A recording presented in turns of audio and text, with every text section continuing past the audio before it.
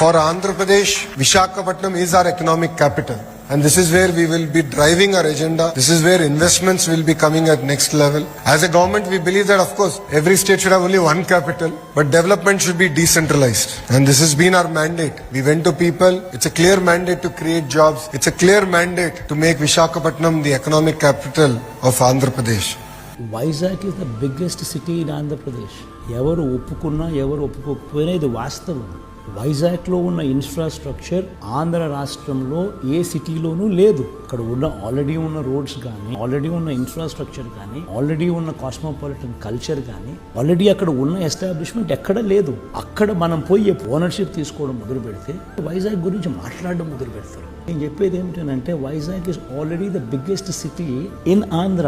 దానికి బూస్ట్ ఇస్తే నువ్వు కాంపిటీషన్ చేసేది హైదరాబాద్తో, నీ కాంపిటీషన్ చెన్నైతో, నీ కాంపిటీషన్ బెంగళూరుతో.